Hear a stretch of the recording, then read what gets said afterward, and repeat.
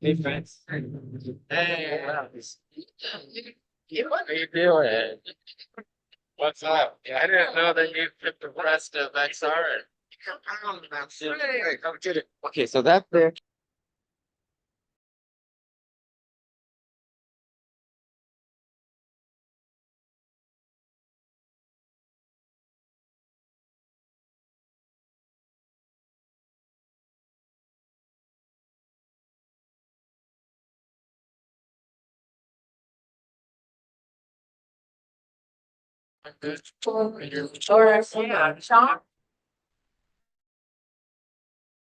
Remix on it. You it's learns it.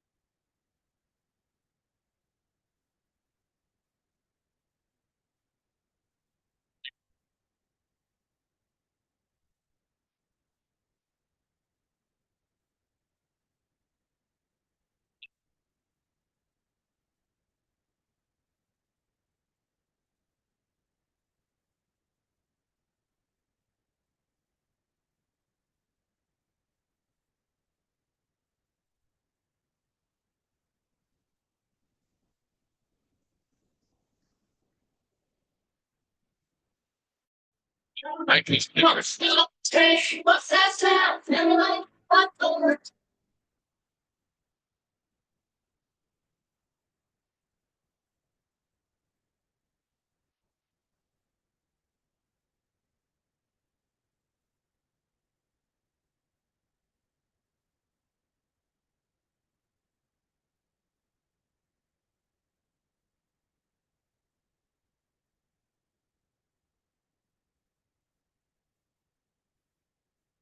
Oh, yeah, my dad did was an famous bird. Did they? Hey. Are you a Zoom person? Yes. Are you? I'm Blue. Yes, hi Blue. Just it's yeah. So you're like, I'm so glad you're here. Let's see. So I'm trying to figure out the audio. And original. I would get rid of the echo cancellation. There we go. Perfect. I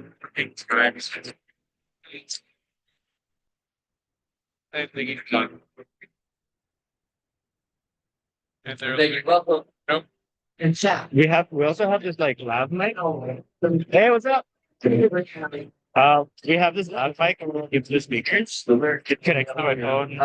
Well, it's a great Um, day to get active. so yeah, when that happens, we should just Okay, one of us can sit here and then one of us can chill. yeah, Kind one of of the two speakers. 2025, and one thing it's covering like the fossil fuel company and for bring gas and when did you get out?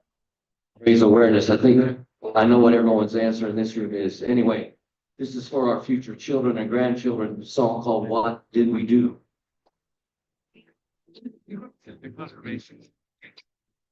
Maybe. Yeah. But yeah, but then like a crazy scene like it takes over and like how okay on meeting. So next time.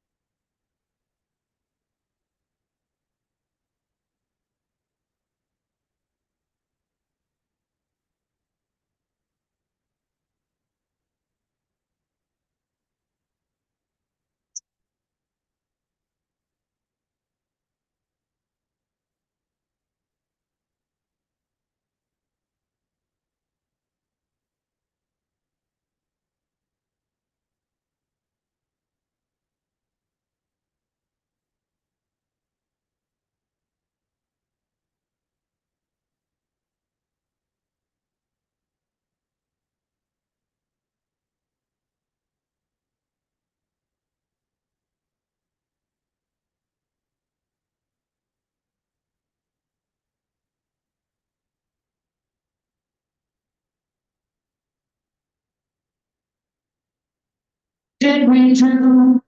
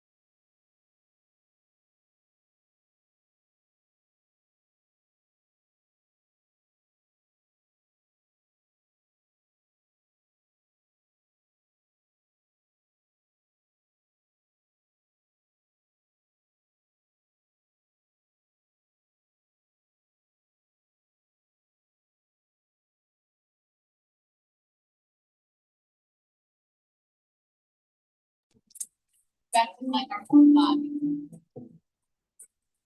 Love what is organic, natural, love of our planet. Presume no.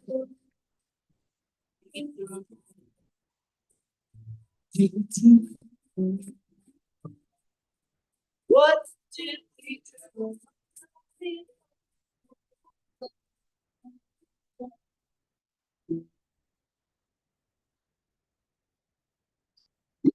Thank you.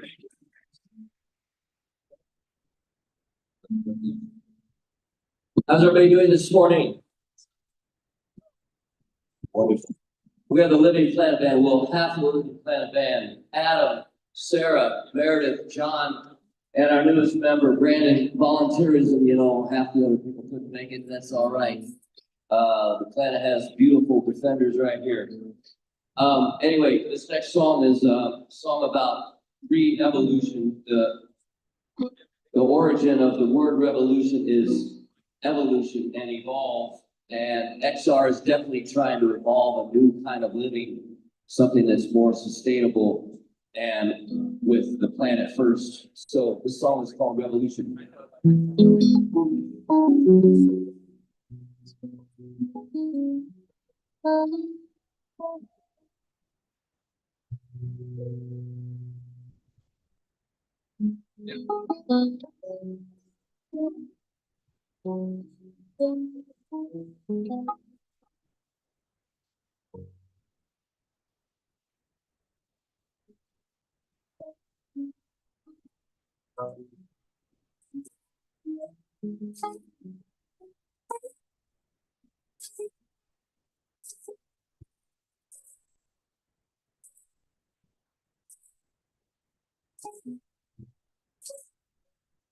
You just call out for help on a voice, just not being heard.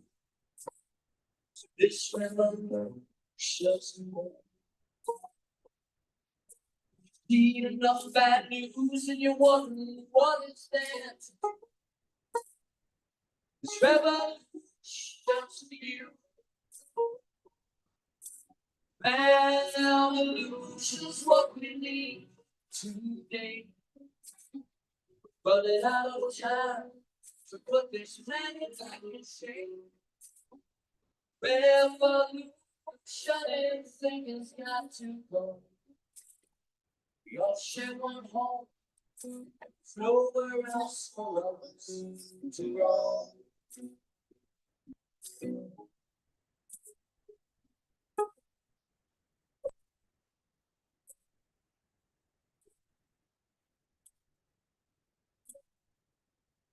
If you're tired of empty promises that never seem to come through, this revolution's through.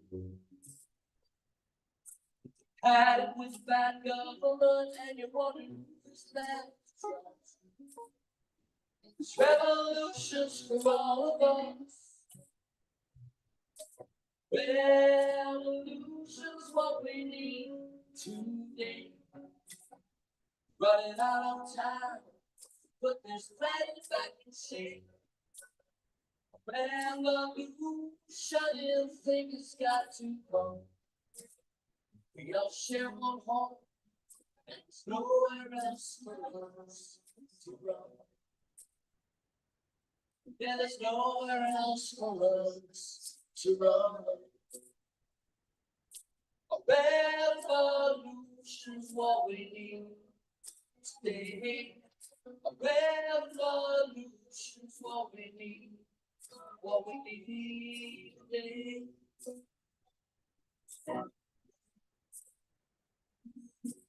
Revolution. A revolution's what we need. What we need today.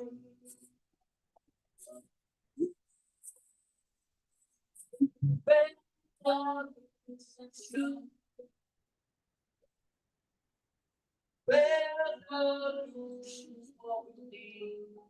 What we need today. It's coming. You feel it? Revolution's coming. All right, so we've got time for one more, and we'll be back a little bit later. Your name is?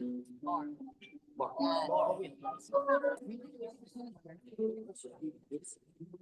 Let's just try that.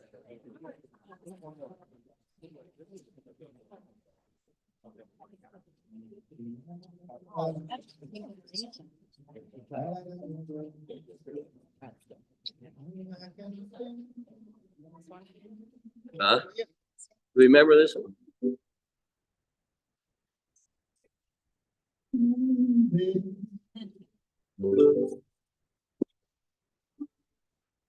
All right, again, we are the Living Planet Band. Thank you for coming out for the planet.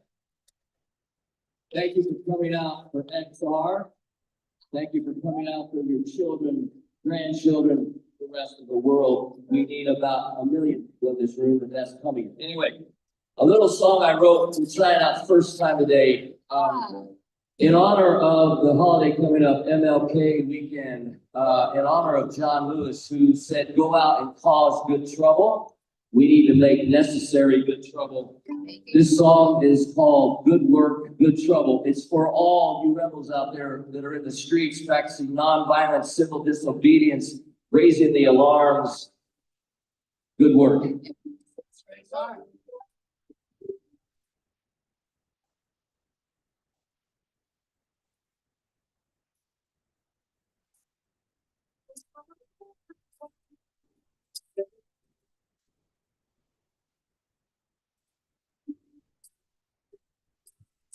That's all band all around. Stand up for doing the world.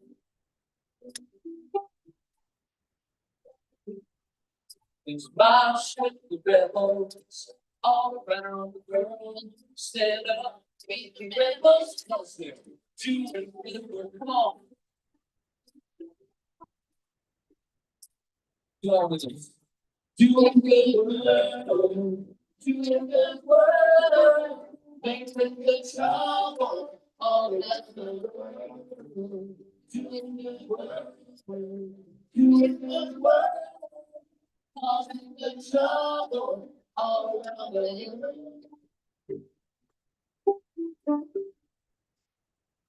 world. It's special politician, it's questioning every word. Follow the politicians, tell them to do good work.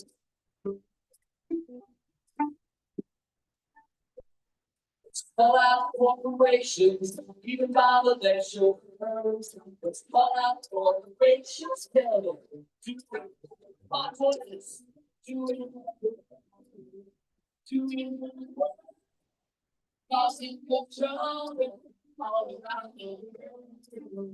Doing good work, doing good work, causing good trouble all around.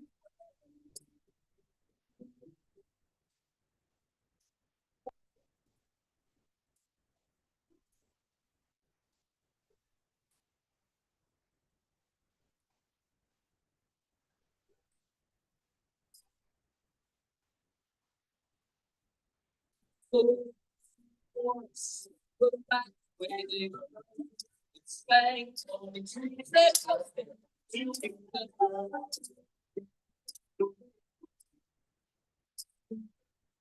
Stand with rebels all around the world. It's lost and rebels trust them.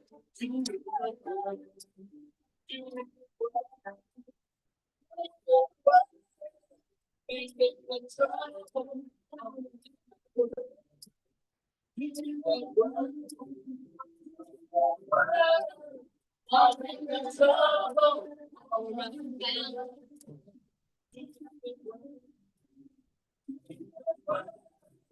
Make it the trouble all around the world.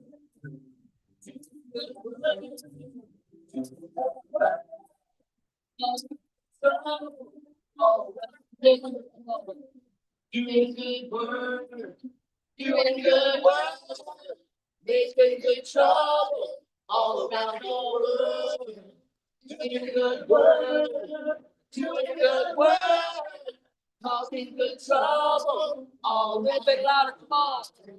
Doing good work, doing good work, making good trouble, all around the world. Doing good work, doing good work, causing good trouble, all around the world. Doing good work.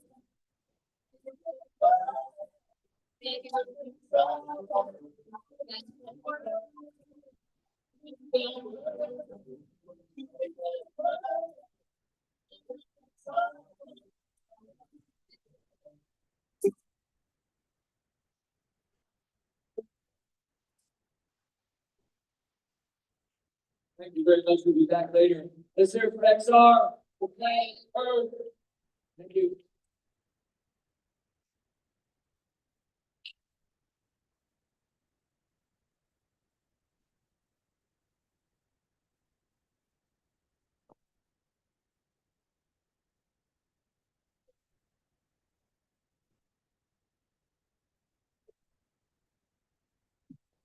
Hello, welcome. Can I get a good morning, everybody? Good morning. Thank you so much for coming on this cold Saturday morning. My name is Alita, and I've been pissed off about the climate crisis since I was 13, and Hurricane Sandy flooded my house and so many others. It was clear then, and it is clear now, that although humans may pretend that we are separate from nature, there is no human life on a dead planet. This has come up time and time again, with the back-to-back hurricanes Helen and Milton devastating southeastern states. And currently, the LA wildfires are wreaking an estimated $50 billion in damage, including homes, livelihoods, and lives lost. Of course, in the face of this obvious disaster, the next administration is vowing to rescind billions in unspent funds from the Inflation Reduction Act. Boo, yeah, boo! Dismantle environmental justice initiatives, cut funding for the EPA, encourage fossil fuel production on federally protected land, boo, and to once again withdraw from the Paris Agreement. Boo. But there is hope. There is hope because we are all here. And hopefully we are all pissed off. Woo! We are not the only ones that are frustrated and downright angry that in the face of this obvious crisis, our governments and corporations have decided to put short-term profit over our lives. We need to be committed to sustaining this work, even as our national political climate becomes more challenging, because now it is more important than ever. So let's remind ourselves who we are. Extinction Rebellion is a climate justice movement using nonviolent direct action to call attention to the climate crisis. Our cultural disruptions have brought our message that there will be no art, no tennis, no golf, no theater, and most importantly, no dogs on a dead planet. Our actions have brought this message to an international audience. We and our comrades have brought nonviolent direct action to almost every part of the climate crime syndicate: finance, insurance, media, and government. Thank you. I'm going to turn over to Mark Kelly now.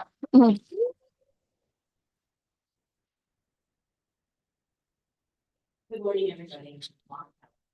I'll introduce myself later. Let's stay on the roll. Alita had mentioned about the climate crime syndicate, and I like to look at that. The fossil fuel and their enablers. Oh, sure. Getting all set up here. Yes. Thank you. As a table. And all the enablers are right here, are a leg to the table. So here's fossil fuel infrastructure. First leg at the table is finance. If we can get rid of that leg, we're good to go. Then there's insurance. There's the government. No permits, no projects. And last but not least, PR firms and ad agencies. So what we're going to do today, we are going to be going, and we are going to take down part of that leg of the PR agencies and the ad agencies. Woo! And we are going to tip that table. Okay. So,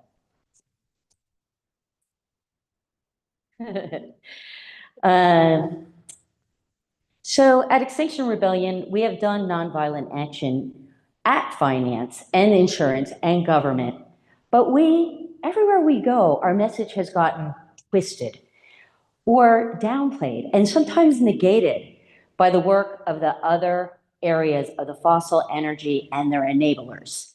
And we have rarely addressed the advertising and public relations industry.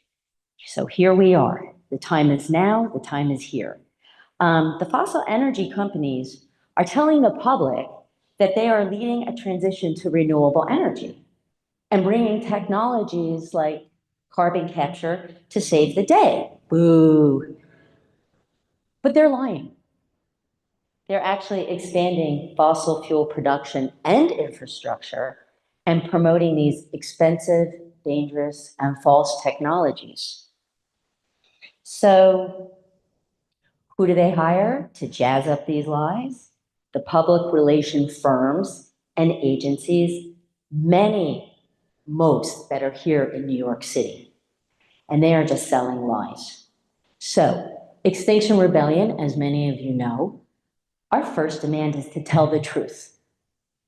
In this campaign, Extinction Rebellion NYC will be demanding that these businesses end their contracts with the dirty fossil fuel firms and that the ad agencies sign the Clean Creatives Pledge, you'll hear more about that later, and do not represent the fossil fuel companies. So, thank you for being here today. I did want to introduce myself, tell you a little bit about myself, Mark Halley. I'm a climate activist. I've been part of Extinction Rebellion for about a year. And a little thing about myself is I've been greenwashed. I work for a software company, did advanced softwares for EV charging, and it got bought by Shell. Yeah, I was like, what? An oil company. My boss is like, Mar, don't worry about it.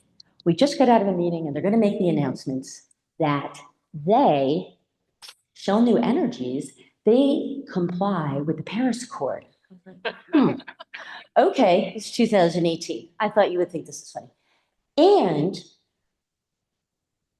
the salaries of the executives is coupled with the reduction of emissions for CO2 and other gases. I was like, all right.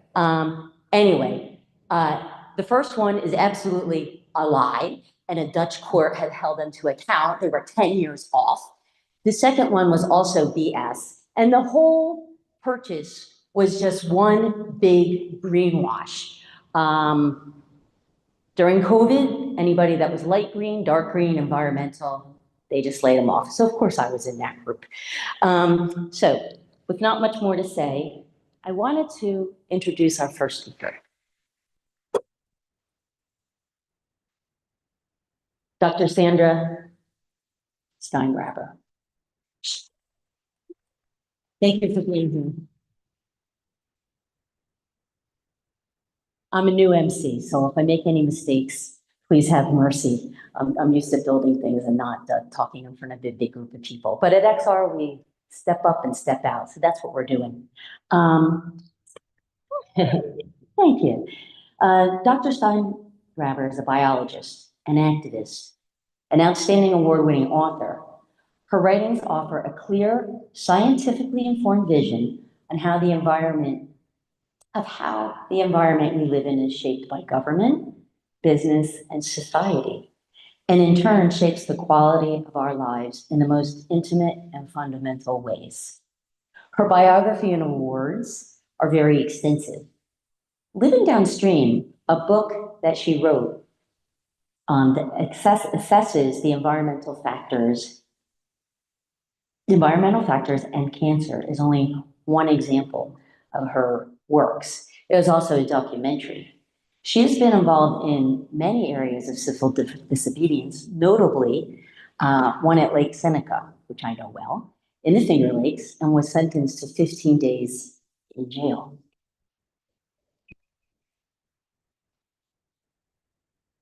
Other works in activism are outlined in another documentary called Unfractured, in regard to fracking. And when I was doing my research, I read about something that spoke to me. The Barbara Brenner Hellraiser Award, thank you, that quote, "Thank you, Dr. Steingraber, for shining a light on the links between toxic chemicals and breast cancer, and for bringing your academic knowledge to the real world through political advocacy and direct action." Thank you. Not done yet. There's still a little more left. Today, Dr. Steingraber will be talking to us about carbon capture and storage, or CCS. It's one of the fastest growing, most expensive, dangerous false solutions out there, and major fossil fuel companies and financiers are building them and touting them as actual safe solutions. It's true. Dr. Steingraber has been faculty at Cornell University, distinguished visiting scholar at Ithaca College, and she's also held visiting fellowships at the University of Illinois, Radcliffe, and Northeastern University. Thank you so much for being here. You good?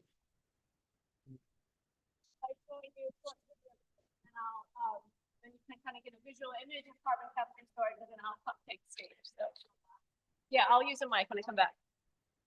I'll give this to you. Okay. Thank you. So, yeah, in your pocket.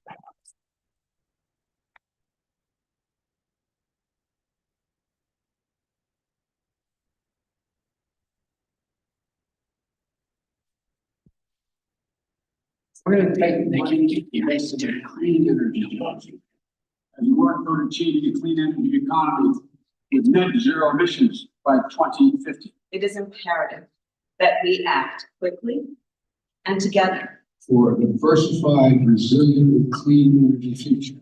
We can't do this. We must do this, and we will do It this. will require the use of renewable energy and new technologies. Wind, solar, carbon capture. Carbon capture. Carbon capture. Yeah, so carbon capture and storage is a bad mythology. None of the accounting works, none of the math works. The public health risks are terrifying, but it's surrounded by hype, it's surrounded by cartoon stories, and it's being promoted by the Biden White House as a possible solution. By capturing and storing carbon dioxide from polluting sources, we can make real progress in tackling the climate crisis and in moving toward a clean energy future. Rewind the tape to around 2005. We're all told that fracking is this magical ability to get clean burning vapor out of the bedrock of our nation, and it's the bridge to a safe climate. None of that turned out to be true. Climate crisis has gotten worse because of that. So now comes chapter 2, which is carbon capture and storage, which now kind of wears the same clothing that fracking did in 2005. To tackle the climate crisis, we've got to decrease carbon emissions across our economy and remove CO2 from the air at the same time. And that is where carbon capture and storage, or CCS, comes into play. What carbon capture and storage is a complex set of machines that is attached to a smokestack where carbon dioxide is being emitted, and it captures that CO2. And it can do it in a variety of ways. Sometimes it uses filters, sometimes it uses solvents, but the idea is you're pulling CO2 out of the emission stream, and now you capture it. So problem one, it's going to increase the energy just to run the machinery by 20%. So you have to burn more and make more carbon to run the machinery to capture the carbon. That's problem number one. The second problem is when you do that, all of the other emissions that come out of the smokestack, whether it's an ethanol distillery, a petrochemical plant, or a power plant, those also increased by 20%, but you're not capturing those. And we're talking about the kinds of air pollution that kill people, right? We're talking about ground level ozone, which is smog. We're talking about ultrafine particles. We're talking about formaldehyde and benzene. And so these are chemicals that we know cause heart attack and stroke, that shorten lifespans, that are linked to childhood asthma, and are also linked to preterm birth being the #1 cause of disability in the United States. And so the toxic air pollution breathed in by all the people who live around gets worse. Okay, problem number 2 is, now you've captured it, you need to put it somewhere permanently, right? We take that carbon and we reliably store it in deep underground geological formations or in products like concrete. In order to take that carbon somewhere and sequester it, you have to put it in a pipeline. And to do that, you need to turn it into a liquid. So more energy is now going to be used. Okay, but guess what?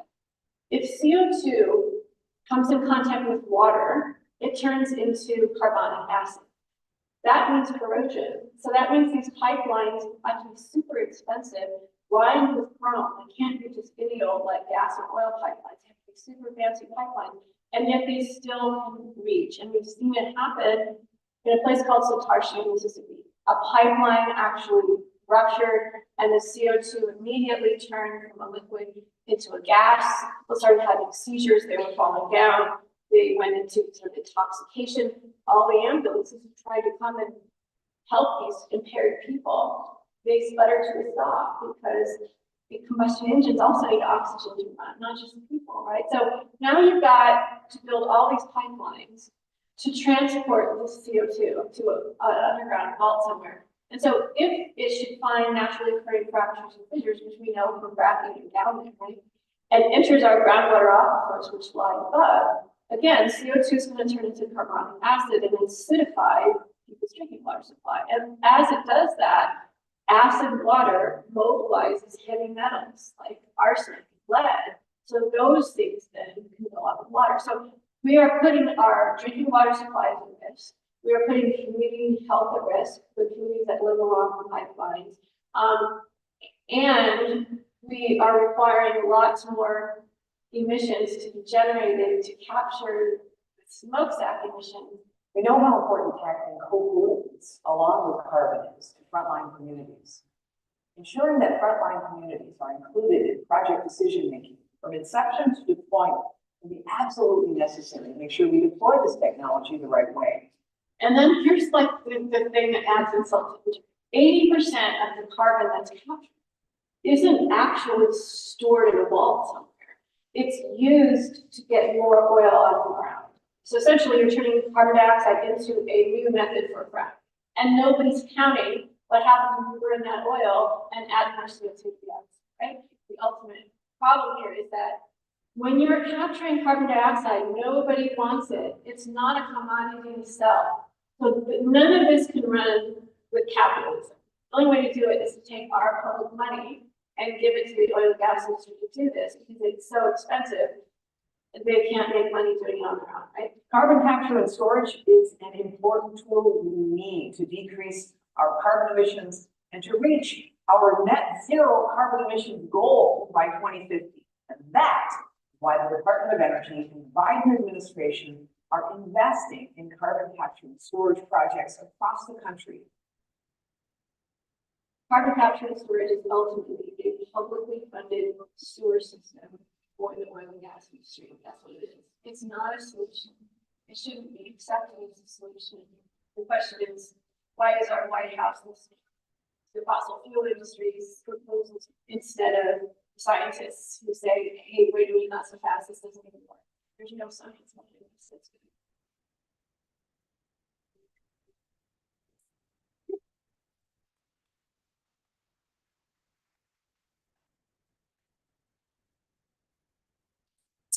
Well, good morning. I'm Sandra Steingraber, and I'm growing my hair out. Whenever you grow a pixie cutout, you have to go through a, microphone's not on? Okay. Whenever you grow a pixie cutout, you have to go through both a Johnny Cash phase and a Rod Stewart phase, and I'm in my Rod Stewart phase. I'm also a PhD biologist, and I serve as senior scientist for the Science and Environmental Health Network.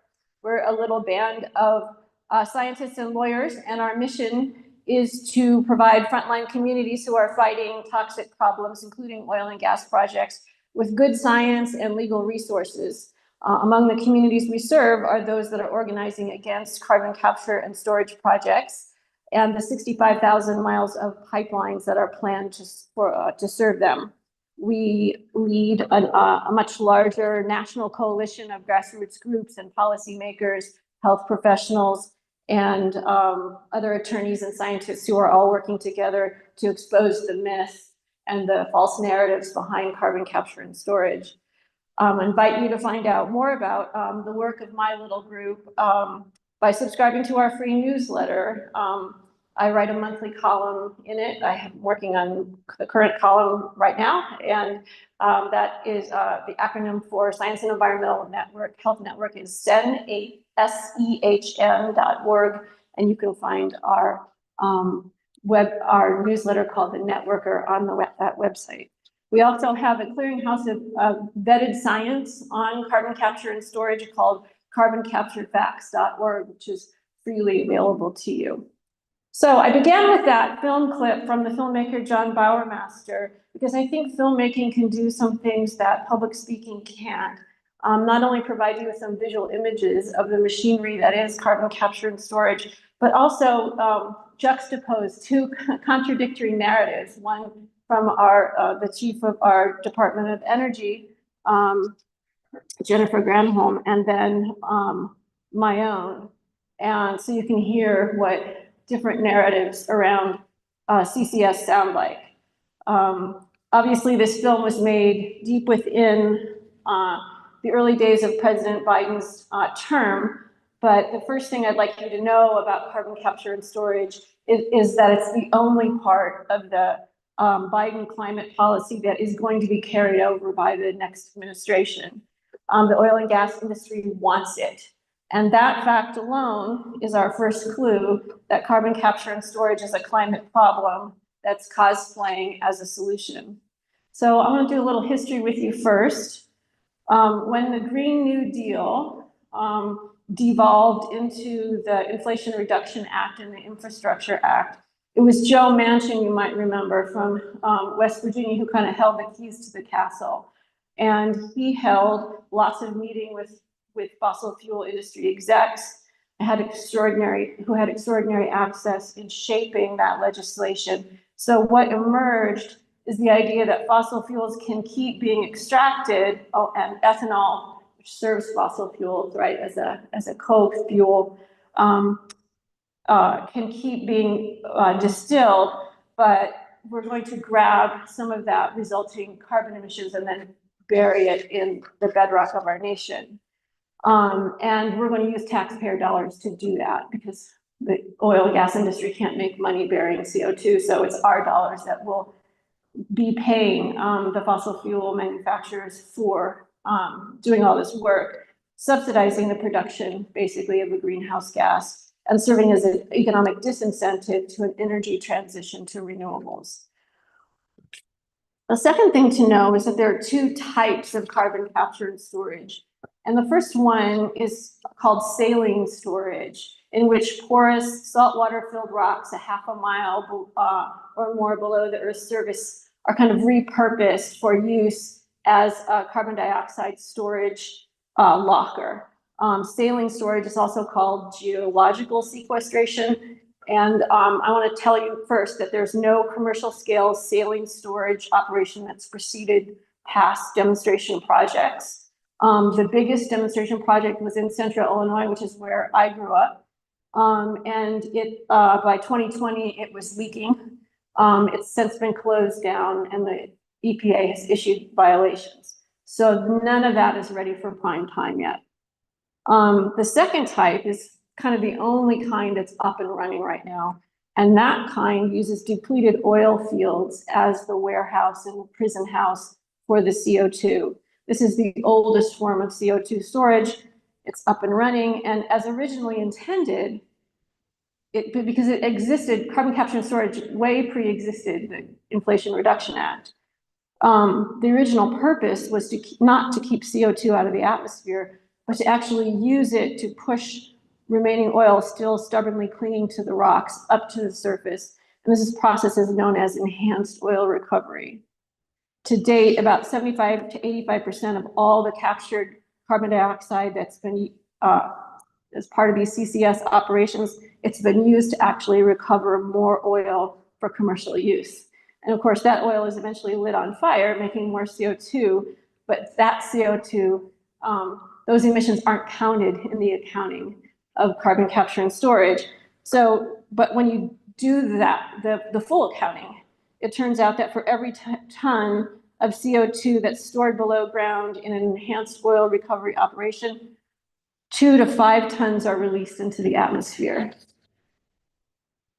So this is why it's a true thing to say that carbon capture and storage is a climate problem that's masquerading as a solution. Carbon capture is something that industry has been doing since the 1970s to extract oil without any requirement to demonstrate that the carbon dioxide it's so-called captured and stored is staying in the storage place. So even now, there's no rules that require any sort of long-term monitoring to make sure the CO2 stays down there. So there's zero evidence then that oil fields can serve as a permanent penitentiary for incarcerating CO2, world without end, amen. Because it has to stay down there for all eternity, right? To keep it out of our atmosphere. And there's plenty of reason to suspect that actually it will escape. And to understand why CO2 is such a Houdini that can escape from any prison you try to put it in, we need to do a little physics together. So I hope you'll bear with me for that. And I'm gonna need my reading glasses, I think, which I left. Okay, everything's fine. First of all, this is upside down. So let's solve this problem. Okay. All right, I'm gonna grab what I need. I'm old enough to need them, but not old enough to remember I need them. Okay, so somewhere in the middle, in middle school science class, we all learned about the 3 phases of matter: solid, liquid, and gas. A liquid, remember, by definition, is something that has volume but no shape. It flows, and its shape is whatever container it's placed in. You can leave off the lid, and there it is. A liquid, critically, can dissolve things, right? Like sugar in tea. By contrast, a gas has neither shape nor volume. It's the Holy Ghost of the Trinity of matter. The molecules of the gas bounce around, and if you open the lid, they just leave. However, gas has a superpower, which is the power to effuse through solids, which a liquid can't. So supercritical fluids blur the distinction between liquid and gas, and this is the form that captured carbon is compressed into, a supercritical fluid, which means it can flow like a liquid and therefore serve as a solvent. It can dissolve things, but it also has the ability, like a gas, to pass through solid materials. Supercriticality is created when a substance is brought above a certain temperature and pressure, which is called the critical point, and its phase boundary disappears. So flowing like a liquid, but effusing like a gas, means that the chimeras that we call supercritical fluids are used in industry to extract things. In fact, the first thing that it was used for in 1970, the coffee industry used it to make decaf, because you could effuse CO2 through coffee beans and it would pass right through the bean, but dissolve the caffeine in the bean and carry it away. So it was through that demonstration that the oil industry kind of got the idea that it could use supercritical CO2 to dissolve and extract crude oil from the pores of rocks, where it would otherwise refuse to flow to the surface. And that technique, carbon dioxide enhanced oil recovery, enables the entire fossil fuel industry to keep drilling even as their wells become depleted. So in carbon capture and storage, the CO2 acts like a kind of detergent that goes through these microscopic pores in the bedrock where tiny amounts of oil are kind of lining the pores, and dissolves them and carries them away because it can actually pass right through the rock and then go up into the borehole and up through the well. So you get the oil out, but what happens to the CO2? Well, some of it comes to the surface with the oil, and the oil industry claims it's going to recapture that too. But some of it stays trapped inside the pores. And the question is, how long is it going to stay there, given it kind of self-extracts, right? It moves. That's what it was designed to do. So here we need to do just a little chemistry, and then this will be the end of my science piece. As you heard me say in the film, carbon dioxide, when it comes in contact with water, turns into carbonic acid, which is that water is down there in these pores in the rock. So the CO2 will acidify. And here's why we're worried, because CO2 is actually, for that reason, a terrible toxicant to us. And we don't realize that because we exhale CO2 with every breath. But the reason we pant so hard when we exercise is we're in a desperate attempt to get CO2 out of our body as fast as possible. Because if we don't, our bodies will just acidify. We will just turn into a pool of acid. And that's called acidosis, and it can actually happen. But we're so good at detecting, we have all these CO2 detectors all over our bodies, and our livers and our kidneys and our lungs all work together to push that CO2 out as fast as possible. But if CO2 leaks from underground and comes up, or leaks from a pipeline and we breathe it in, and it's colorless and odorless, we can easily, our lungs can turn into acid. We can have liver damage and kidney damage. And that's exactly what happens when people breathe lots of CO2 in. So it is a health and safety hazard for the communities located near carbon capture and storage sites. So that's, I guess, one message I want to deliver here. It's not just a failed climate solution. It's also an environmental justice issue. It's a toxic hit for the people who live near these facilities. So to close, what are we going to do about this? And here's where I'm so happy to be the opening act for Genevieve Gunther, who is an expert on deconstructing narratives and understanding the narratives and the propaganda and the disinformation of the fossil fuel industry. So she is going to help us understand how to reveal to the larger world that the emperor has no clothes. From my point of view as a scientist, I do a lot of unsexy work that I want you to know is effective, I think, which involves speaking at public hearings, authoring op-eds, writing letters to Jennifer Granholm and the White House, lobbying Congress, getting scientists to sign petitions, organizing with fellow scientists, and letting science be a public servant to environmental justice communities who are on the front line and answering questions that those communities want. That's how I spend my days as a public interest scientist, with the idea that we need to open a space in the culture for the science to speak.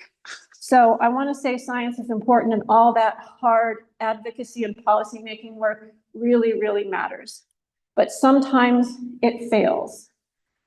It failed at Seneca Lake when I gave all the expert testimony. I met with FERC, I met with all of the state agencies, and they're going forward with the project anyway. So I gathered together at that point with my community.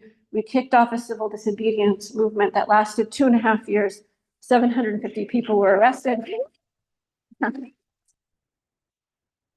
And I did serve 2 terms, 2 tours of duty with 2 maximum 15-day sentences in the jail. So that work is important too. But I want to say that one without the other doesn't work, right? The science gives us, speaks to our conscience and gives us the knowledge and understanding as to why we're putting our bodies on the line. For me, as a public interest scientist, who's also a Quaker, I commit civil disobedience and engage in that in my off hours. So I keep these things in 2 different compartments. There's the science, in which I'm very proud to be able to objectively analyze a bunch of data. But if at the end of the day, that data shows that people are going to be harmed, and I as a scientist can't use the science alone to stop harm, then when I'm on my, I take a day off to work with my community in whatever way, peaceful, direct action ways that we need to do. So I'm going to close now by reading to you just a short excerpt. So now I'm going to switch from science to kind of first-person narration. very brief excerpt from an essay that I was asked by Annie Leonard, former director of Greenpeace, who's working on an anthology about climate protests. And she asked me to write about civil disobedience, and this is part of what I came up with. And I'll close with this reading. I once held hands with two Schuyler County deputies. One intently clasped my left hand while the other cradled my right hand in between his two palms. So connected, the three of us stood silently for a few minutes, all looking downward as if praying together. But none of us was having a spiritual moment or expressing affection. In fact, the deputies were highly annoyed. It was late at night. They had just transported me from the courthouse where I had refused to pay my fine after pleading guilty to trespass at the gas storage facility at Seneca Lake. The furious judge had handed down the maximum sentence for the violation level charge, 2 weeks in the county jail, and now the deputies needed to fingerprint me before I could be transferred on to the Chemung County Jail. Schuyler County in rural upstate New York had no cells for women, and the deputies had other things to do, damn it.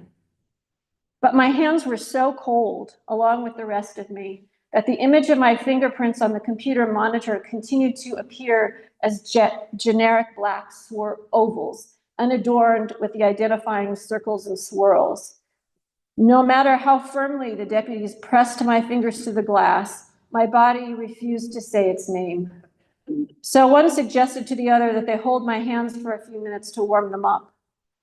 Probably the hours that I had just spent in handcuffs, first in the police van and then chained to the cinder block wall in the prisoner processing area while the deputies attended to other jailhouse tasks, had something to do with our current problem.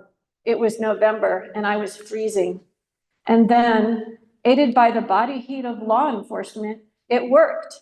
Suddenly, there were my own fingers looking out at me from a large screen, each with a little hurricane twirling in the center, like a Doppler radar image, my fingerprints.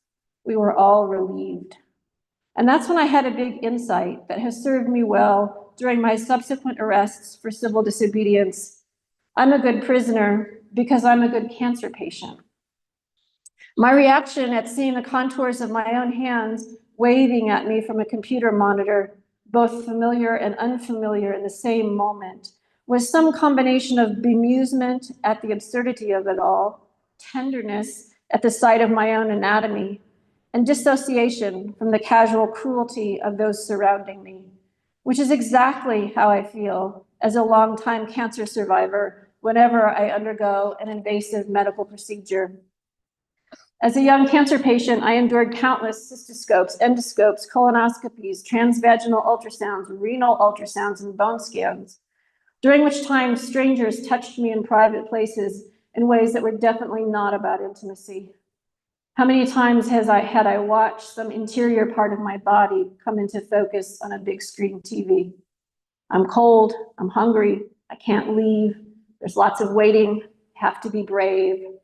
In jail, as in the hospital, the food is terrible, the lights are on all night, and someone is out in the hallway complaining loudly. Swap out a medical bracelet and an IV drip for handcuffs and ankle manacles. Swap out a backless blue cotton gown for an orange jumpsuit. It's the same deal. In that moment, I realized that I already possessed a whole skill set that I was bringing to the experience of incarceration. If I knew how to handle myself inside an MRI machine, I would know how to handle myself in jail. And I was right about this. It's my civil disobedience superpower. Recent studies consistently show that disruptive climate protests, including marches and acts of nonviolent disobedience, is a highly effective tactic. Protests lead to news coverage, which leads to an increase in information-seeking behavior about the climate crisis on the part of the public, and more public hearings. But even more than serving as public education about the climate, disruptive protest, according to research, increases the felt emotional severity of the climate crisis, the perceived risk of the climate crisis, and the perceived social norms around the climate crisis, all of which have been demonstrated to directly influence public opinion. Social movements that directly resist fossil fuel projects through active protest are, according to the data, highly effective at stopping those projects. As we did at Seneca Lake, by blockading trucks at a compressor station construction site for 2.5 years. Scientists and mothers and veterans refused to pay their fines and went to jail. We got national media attention. Our arresting officers got tired of us. And then we won. All of which is to say, courage begets change. Go find your superpower. Thank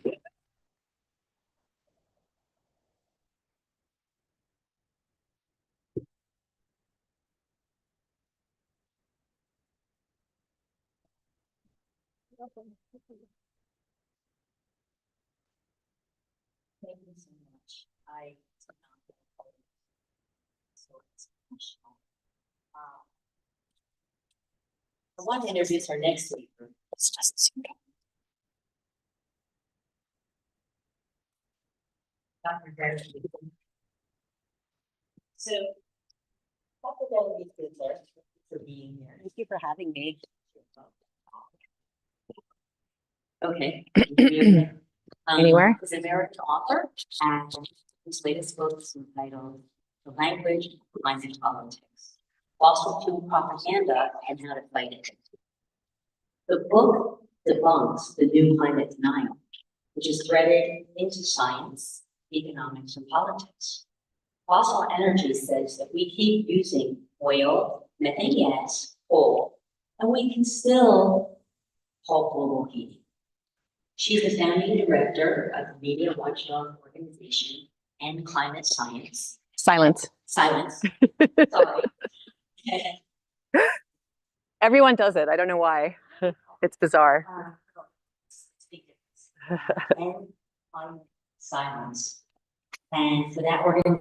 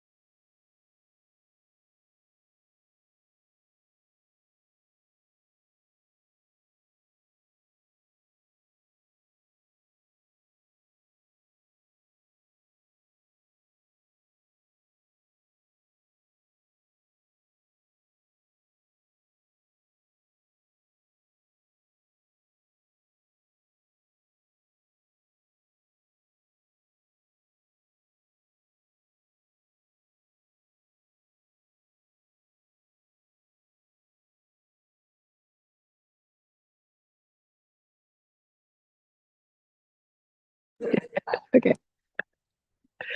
All right, to start with CCS, that was an incredibly comprehensive explanation of the dangers of the technology. I just want to press down again on the idea that many demonstration projects have already failed, and really make the point that even when carbon dioxide is captured at the source, nothing even approaching 100% of that carbon dioxide is captured. Very often, only 30% or 40% of the target for that project is successfully captured, and that target itself is never 100%. It's always like 80 or 90%. The theoretical literature on carbon capture and storage promises that there is no physical reason why less than 90% of a stream of carbon dioxide shouldn't be captured at the source.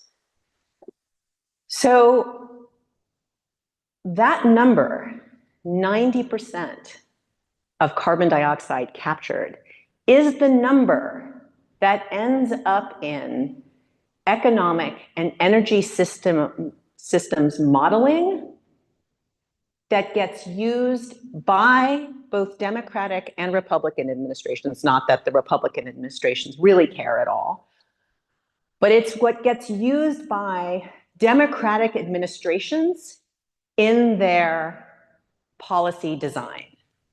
So for example, after the IRA was passed, was enacted, Princeton University's REPEAT team did modeling on how much emissions would fall based on the provisions in the Inflation Reduction Act.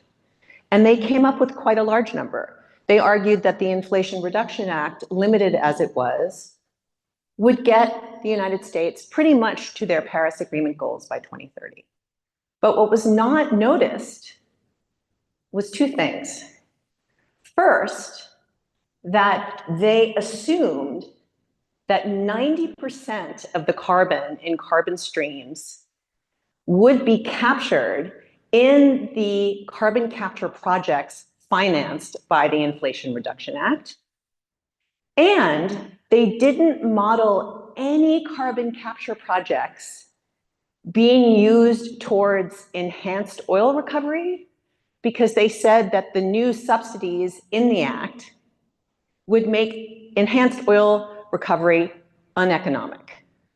So the information that the public had, the information that policymakers had about carbon capture and storage was, in fact, let us say, not based on the historical reality of the performance of carbon capture and storage in the field. And so to that extent, it actually served as a form of greenwashing. And that's what I want to encourage you to think about. That greenwashing is not just the actual television or newspaper or radio or social media advertisement that is created by a PR firm, like a group of creatives in a conference room or, on Zoom or whatever. In fact, greenwashing is something that circulates through our discourse, and it's articulated and spoken and affirmed not just by oil and gas companies, but by the entire network of economic interests that want to keep oil and gas companies in business. And that includes the United States government. So just briefly, the subsidy that was increased in the IRA for carbon capture is called 45Q. It's a tax break, it's a tax credit. It was enacted first in the second Bush administration. And President Obama made no move to repeal this tax credit when he took office. And in his interagency task force on carbon capture and storage, released a report in the early aughts in which it concluded that, quote, CCS can play an important role in domestic greenhouse gas emissions reductions while preserving the option of using abundant domestic fossil energy resources. So that's the problem. The greenwashing that tells everybody, Republican, Democratic,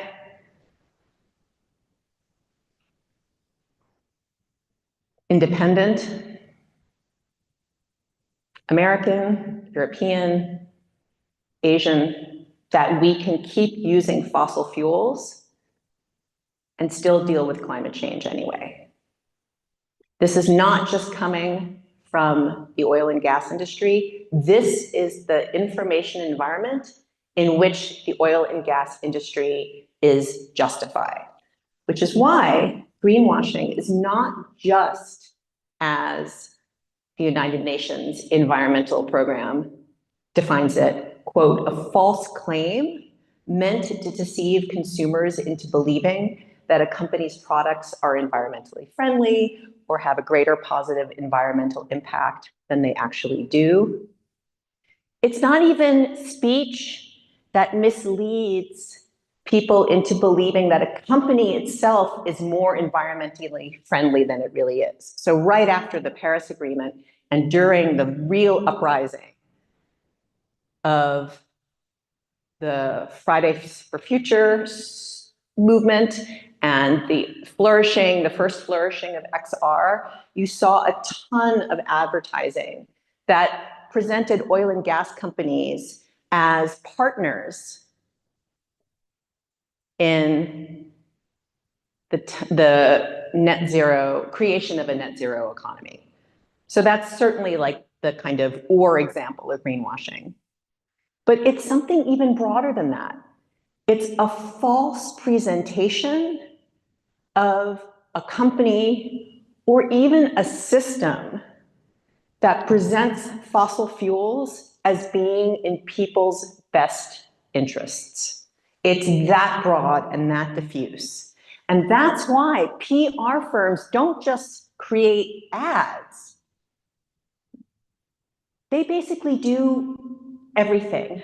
Everything that you read about in the news, everything you see on social media has been influenced by PR.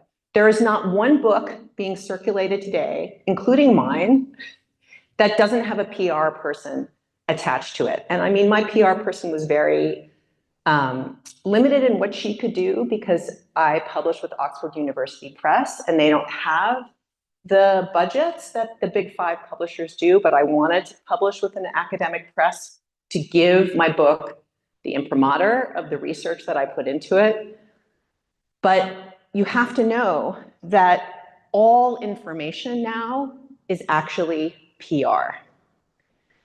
And anytime there's any kind of campaign, whether that's by a politician or a company or any group that isn't exactly an activist group, that campaign has been influenced, designed and influenced, and helped be circulated by these PR companies. Slogans, branding, they coach executives on how to talk to the media, they place executives in the media, they talk to journalists on background, they make sure that corporations' point of view ends up in news media stories, all this sort of both-siderism that we've seen in the press. That's not just sort of the press trying to be objective. That is the effect of PR companies coming in and making sure that their clients' best interests are represented in the discourse that we take as objective news. They help industry navigates social media discourse. They even advise on and arrange corporate philanthropy. So when I was growing up, Exxon used to sponsor Masterpiece Theater. And now, what I used to know as the New York State Theater, where New York City Ballet performs, is called the David H. Koch Theater. And I would argue that probably that connection that got Koch's money into the theater and got his name on the side of the building was facilitated by his public relations person. And these tactics are ubiquitous. So as Hiroko Taguchi reported last November in the New York Times, the PR firm, and this is, they always have these crazy names as if they're actually sort of, sober, long-standing white glove firms when they're actually just liars and manipulators. But this firm, Aliosis, Butler, and Clark, created a campaign for oil and gas companies to try to reshape rising anti-plastics sentiment among young people on Twitter, what was then Twitter, and Instagram. So their campaign, which wasn't for any particular company, but was for the industry broadly, the interest groups that are always kind of really pushing. Well, I'll get to this in a second, but I'll just get to it now, actually. So part of this also is that the companies themselves no longer do their own dirty work. They have created interest groups like the American Petroleum Institute that does the heavy lobbying work that actually pays the PR firms to put the propaganda on social media so that they can offload the evidence that contradicts the greenwashed picture that the PR firms create for these companies onto interest groups. So that it's kind of like a three-card Monte thing, where you're looking for the ball under the walnut shell over here, and meanwhile the interest group is doing most of the propaganda over there. And what they did in this campaign was they had paid influencers on TikTok and Instagram. They did newsjacking of trending conversations about single-use plastics at the Olympics, where they would hire people to go onto social media and newsjack, i.e. hijack, the conversation and try to turn concern about single-use plastics at the Olympics to these companies' advantage. And they also, weirdly, filmed an infomercial hosted by Dennis Quaid, which they put, I don't know why Dennis Quaid. I don't know what constituency he was appealing to. I'm not a Dennis Quaid fan. And then they put that infomercial up on YouTube as if it were a PBS news program. So the most important thing to keep in mind is that these people are incredibly powerful. They are everywhere. And most of us don't even know. It's like you want to find someone who's actually pulling the strings behind the scene, and it's the PR firms. So I am so happy that you guys are doing this campaign now, because guess what? People don't know. And so you're going to show them. You're going to break the silence. You're going to get people feeling outrage and indignation, and you're going to tie the work of PR to the horrors of the Trump administration, and you're going to denormalize all of this bullshit that infects all of our conversations about climate change and even public health and who should have power and how we direct public monies and which private organizations are doing good and which are actually destroying and killing people right now, These truths need to be spoken. And there's a lot going on right now. And the conversation is very loud, but because the PR industry is threaded through every horror that we're going to see in the coming years, you have a door to walk through and tell the truth and show that these people are actually doing the work of destroying the habitability of the only planet in our entire universe known to support life. So to do this work, and now I'm going to segue and I'm going to read. To do this work, you're going to need courage. And I'm sure you all in this room have that in spades. And you will need faith. You will need faith. You will need to hold unseen possibilities in your mind. Angela Davis once told a lecture hall, quote, "You have to act as if it were possible to radically transform the world, and you have to do it all the time." This willingness to act as if climate justice were possible and to do it all the time can be really challenging. It makes you a rebel. It makes you a rebel in a world where climate silence is the norm. But committing to ending the fossil fuel system does something profound and personally valuable. It gives your life meaning. It turns you into living proof that the fossil fuel economy is not an expression of human nature, but just a contingent way to distribute power. For here you all are, rebels, fighting to distribute power differently. That may be a bit woo-woo, although I don't think so. But if it is, don't think about faith and evidence of things unseen. Embrace uncertainty.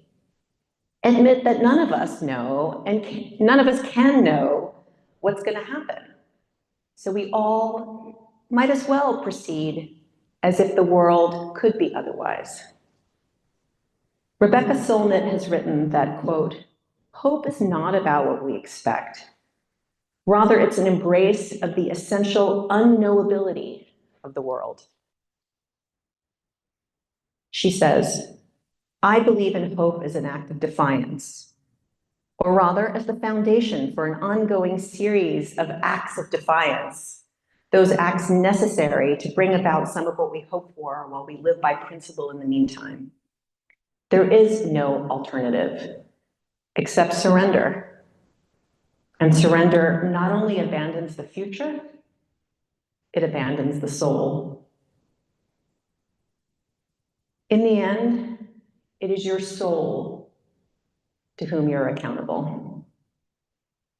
When you look back over the arc of your life, how you touched other people and the planet you're leaving behind, what will your soul say to you? What will be the meaning of your life on this planet? After your death, the carbon dioxide you put into the atmosphere will remain there for thousands of years, even as the particles that made your body will unwind and the waves of energy that animated you will go on to animate your descendants. How will your descendants live? How will they remember you? If you're a parent, how will your own children remember you? What you do to help resolve the climate crisis will shape your immortality in the memories and the struggles and the triumphs of the young people everywhere who are alive right now. Climate change may well inspire a reckoning for you about who you are and what it means to be human. All of you in this room, I think, have resolved that reckoning.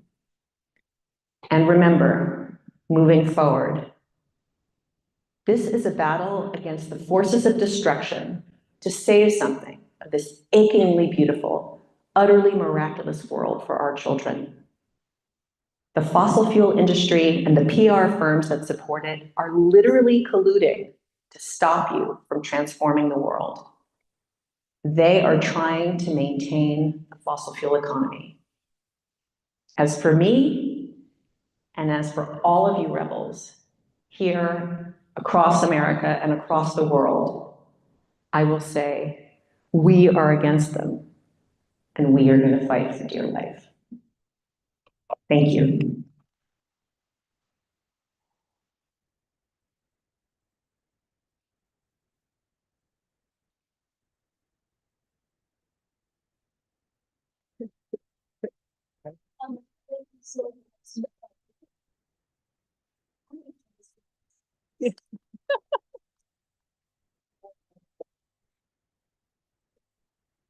So we are ready for a break, 15 minutes. What time to come back? 5 minutes before.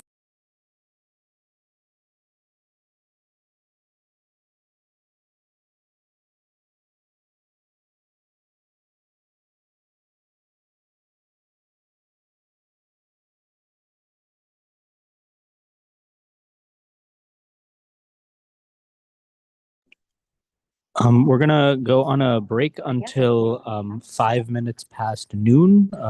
It's 5 minutes before noon, so 11:55. And then we'll come back for breakout rooms.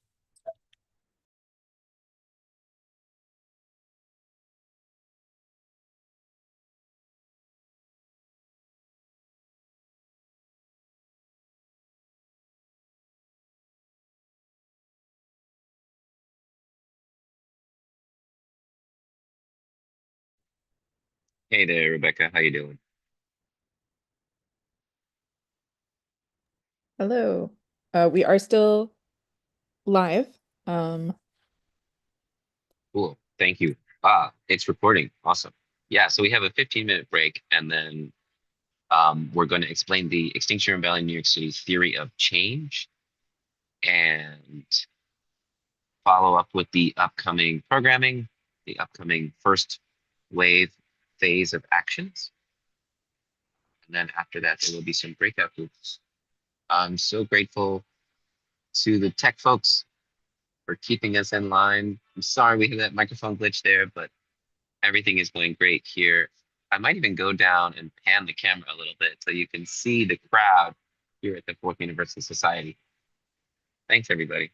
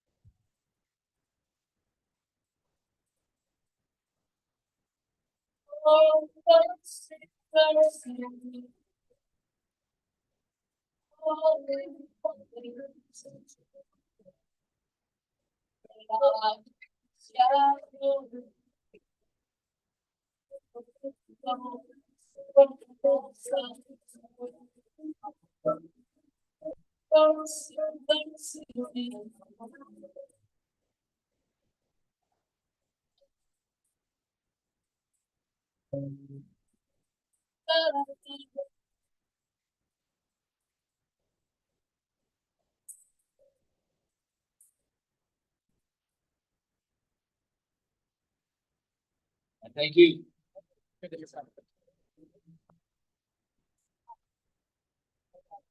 those of you just meeting with the Living Planet Band, thank you to XR for putting this together, Dr. Cutler and Stein Grabber. Alarming stuff. Journey of your life. Got it. We do a little light check. Yeah. Mic one. Mic two, mic two. It's a little low. Yeah. Thank you. Mic two, mic two. Mic three, check. Go a little up. Can you turn mic three a little bit up? Thank you. Yes. Check. Check. Check, check. Check, This is all ready.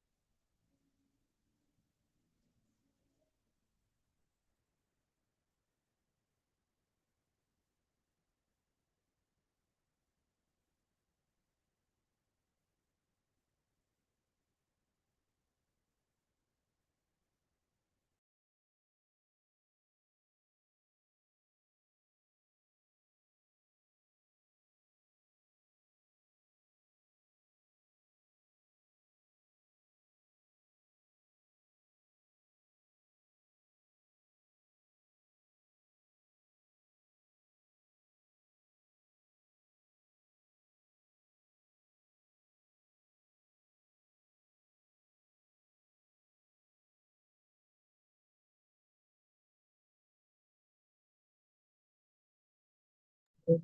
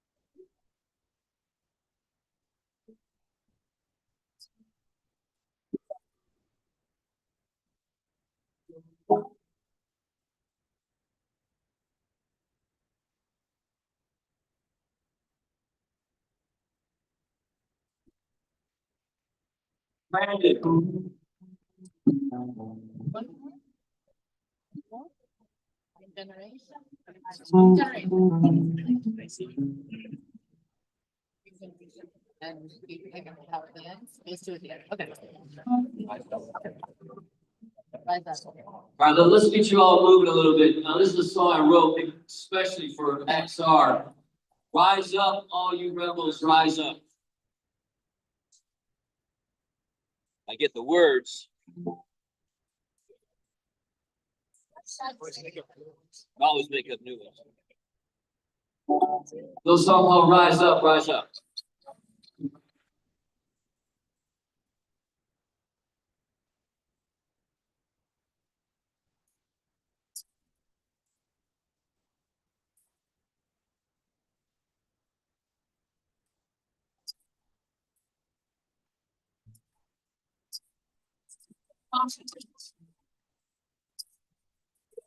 If you class getting all the points, friends, they stand up for the grace. Cannot be afraid. Will not wait to show my rebellion. I'm going to bang it back into waves while we rise up, rise up, rise up, stand up.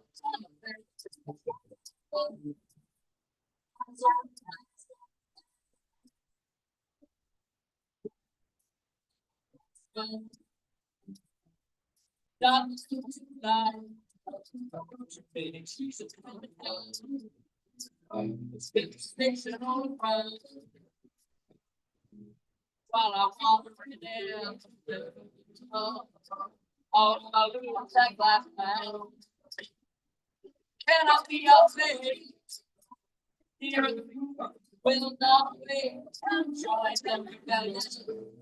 I'm going back with me. If you smile to me, rise up, rise up, rise up, stand up. It's what they find.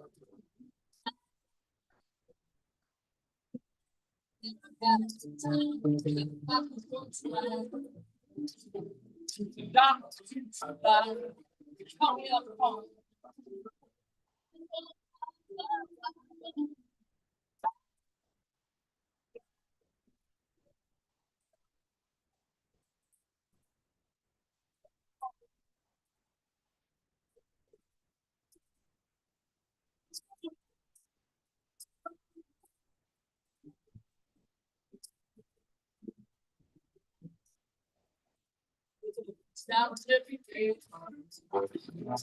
I'm told little pain. I love it. Don't hang it down on my day. Coming back. Got signs all outside. I'm going to back. Follow me.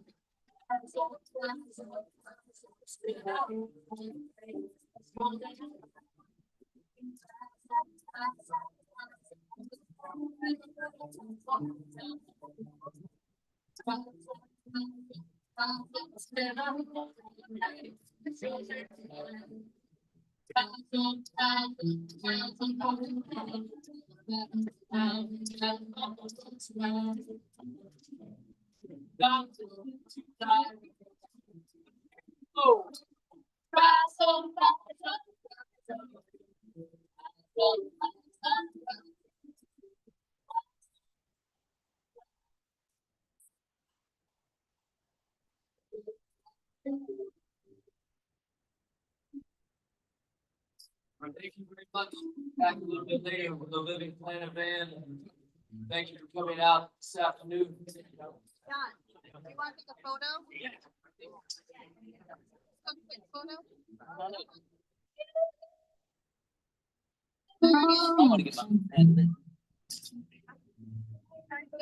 This is the incarnation of the band.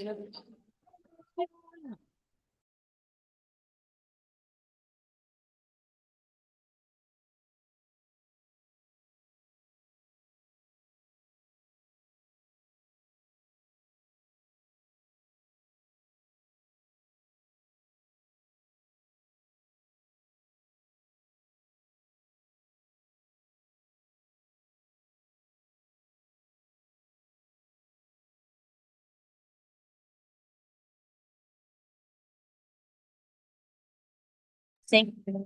Uh-oh, that has to work. It's a big room. Matthew? Matthew? Matthew? Hopefully he's, oh, no, man. This think is it's working great now. so far. You did great. There we go. Okay. Everybody, please go back to your seats. Rebels that are snacking and talking and getting to know each other. We have more for the program. What's that? Okay. Got it. Oh, okay. So we're gonna get started now, guys. Everybody. Testing. All right. Okay. I'm gonna get started and everybody's going to sit down. So the next part of our program is called XRNYC Theory of Change. Why are we doing this? Okay. And how and why are we, how is this going to happen? How is this campaign going to happen? Your time is valuable, and XRNYC has thought long and hard, many, many months, many meetings about picking this particular campaign. And John Mark Rosenthal and Matthew Macy's will tell you all about it. Many of you know John Mark, but some new people may not, so I would like to introduce him. John Mark is a classical musician, a cellist, and I might not say this right, viola da gamba player. Yes. For the past 2 years, John Mark has devoted his time to organizing non-violent direct action for climate justice. Some of you have seen John Mark during the action of last year's Summer of Heat campaign, and he responded to Citibank's prosecution of protesters by bringing his cello to Citibank. It was absolutely beautiful. It was raining that day, and the other prosecuted leader of Summer of Heat had the umbrella over his head, and while he played. And you can read about it in The Guardian. There was a lot of other news outlets. He and other movement leaders took a big share of the bank's backlash against the campaign. So, theory of change, John Mark, you're up.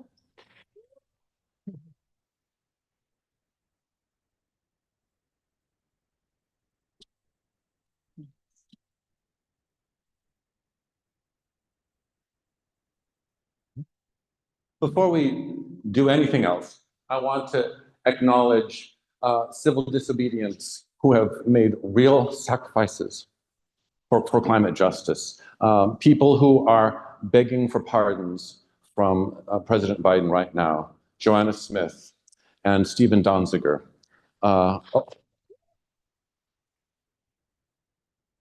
Awaiting trial in Washington, D.C., Tim Martin. And now in prison, Just Stop Oil protesters in England, and Donald Zepeda. And right now, we're going to actually sing happy birthday to Jackson Green, who some of you know as Crozier, Jackson Green is now serving an 18-month sentence at Fort Dix for his actions at the National Gallery and at the National Archives. And today's his birthday. We're going to sing happy birthday to him. He won't see it right away, but the people who are supporting him, and he has an amazing team of people supporting him with letters and packages and money, all the things you need when you're in prison.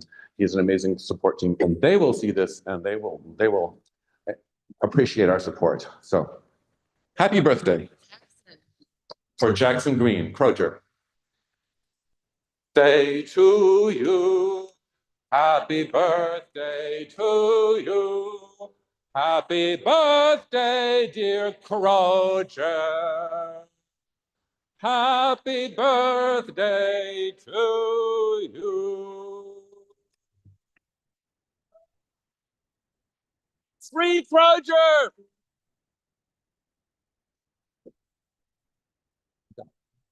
I have a couple things I want to share with you before I hand it over to Matthew, who's going to tell you something about what this campaign is going to be about. Before I hand it to Matthew, I want to share with you a couple of things that I experienced and saw in 2024 that galvanized me for this campaign. During Climate Week, I witnessed the Tribunal for the Rights of Nature, sponsored by the Global Alliance for the Rights of Nature. During that meeting, during that conference, we heard from delegates who had been sent by their communities from all over the world. We heard from people from Mozambique, from Uganda, from India, from the Philippines, from South America, from Ecuador, from Brazil, from Argentina, from British Columbia, people from Louisiana and Texas and West Virginia. These people all had the same story. They had been sent by their communities to New York City to tell us their stories, and they were all the same. All of them told us, in our community, we have a coal mine. We have an LNG terminal, a liquefied gas facility, and these things are killing us. Our people are dying of rare cancers. We have reproductive disorders. We have respiratory disorders. We have neurological disorders. These things are poisoning us. And we know that the companies that are making these things happen are planning not to end this, but to expand these things. And these people said, we are in New York because we can't fight this at home. We can't, because the people who are making this happen are here. They're in New York and in the capitals of this world. So they came to New York to say to us, these people are your neighbors. You have to make them stop. So that was one of the most startling and galvanizing things I saw in the entire year of 24, which was a big year.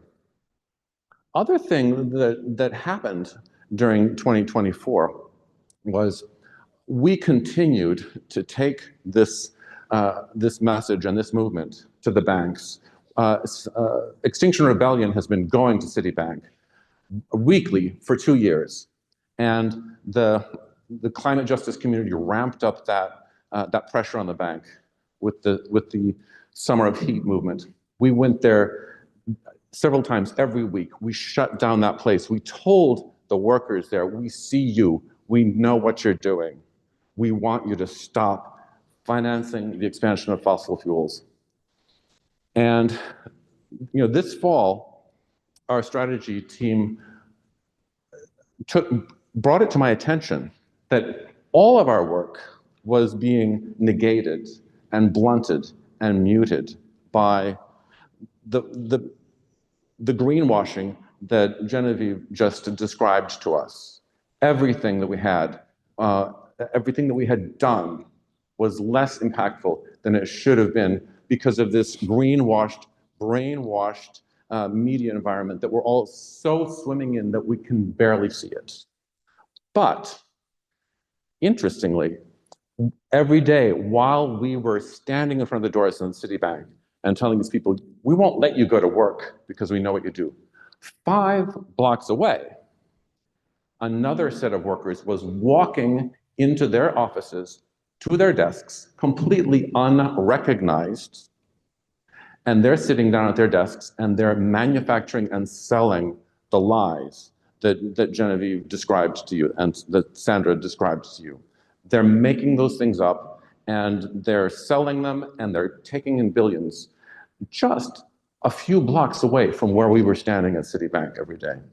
So it's time to recognize those people, to let them know that we see them, and their work needs to have exactly the same kind of recognition that we have already given to the bankers. So that's what we will be doing, and Matthew is ready to tell you how we're going to do it, how we're going to start. Thank you. We have to add Jessica Resnicek. Your participants for sabotaging a pipeline. So. Thank you.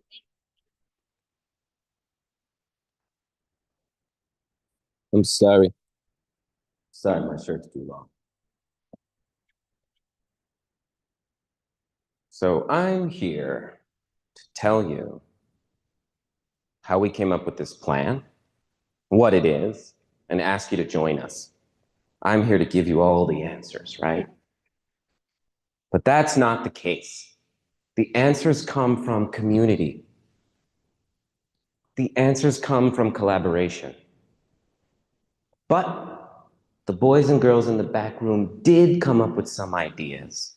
And that's what I want to share with you right now. My name is Matthew Menzies. I'm an outreach consultant for Extinction Rebellion in New York City, and I'm the Sitting Strategy Working Group Coordinator. First off, I'm gonna take an extra 5 minutes. I wanna ask everybody to stand up real quick, because my job is to activate you, right?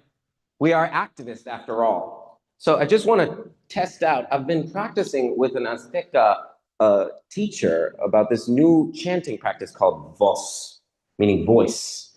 And I think that this could be the prototype for a whole new nonviolent direct action strategy. And I wanna test it out now.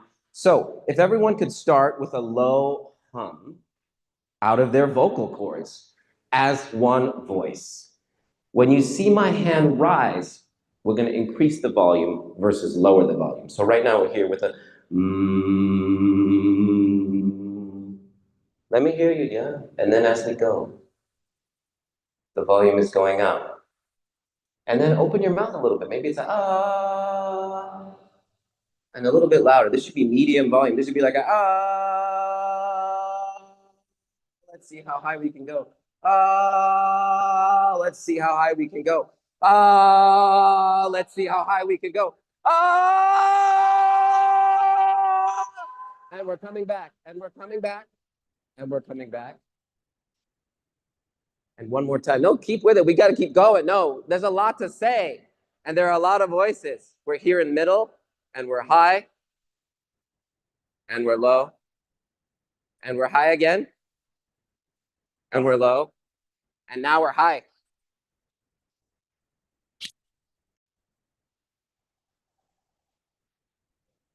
Thank you, everybody. It's a work in progress. I think that if we could lock arms in front of the bank, or in front of the ad agency, I'm going to mic myself again here, and then start, they'll be like, what the fuck is going on? Right? So we're not the first organization to propose this idea. And we have partnered with, well, not quite partnered, but we've consulted with a really great organization called Clean Creatives. Clean Creatives has this pledge to, for ad agencies to clean up their act and no longer do business with fossil fuel criminals. So far, about 1,000 agencies have signed the Clean Creatives Pledge. And the industry is sort of trying to reform itself within this interest group, Clean Creatives. The problem is that the big companies have way too much money and they don't care, right? There's no incentive to sign the pledge, and that's where we come in. Just gonna refer to my notes here.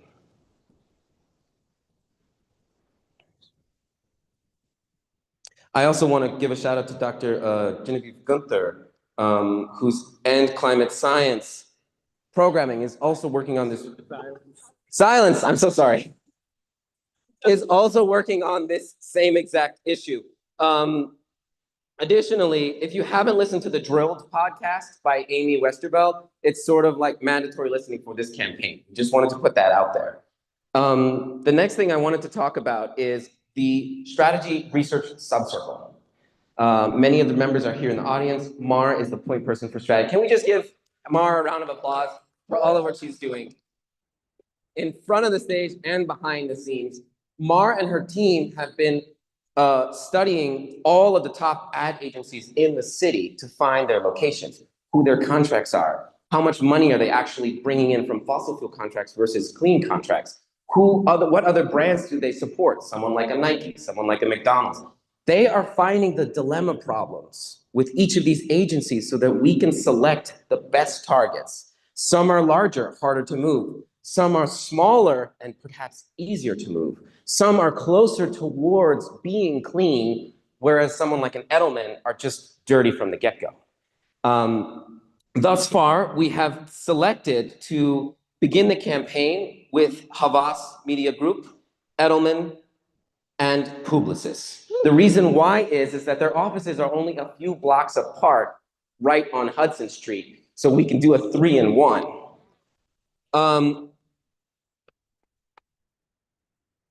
We will demand that they drop their fossil fuel contracts and sign the Clean Creators Pledge. And I just want to say this thing about demands, and we ask ourselves, is this really possible? Is this really going to happen? If we go out there and we blockade them over and over, are they really going to listen to us? They don't seem to care. They've got more money than anything in the world. But that's not really the point of this campaign. I truly and humbly believe that climate activists like us are agents of truth, agents of change. And just like our guest speaker was saying just a moment ago, our job here is not necessarily just to move the rock, but it's also to awaken the consciousness of the rest of the city. It's to spread truth. There's a famous quote from Mos Def. He says, these fuckers are out here lying, acting like the people ain't dying. Your silver and your gold will never save a soul. And that's what gets me so passionate about this, is that when you know you are coming from the truth, it's so easy for me personally. I can't speak for others, but for me personally, it's the activism, it just happens because I'm walking with truth. I'm moving with truth. I'm sitting down with truth. I'm locking arms with truth. I'm chaining on with truth. I've got a sleeping dragon with truth. That is the beauty of nonviolent civil disobedience. And that is the branding that Extinction Rebellion has brought from the beginning, from 6 years back, and we're still here. Can I get a round of applause?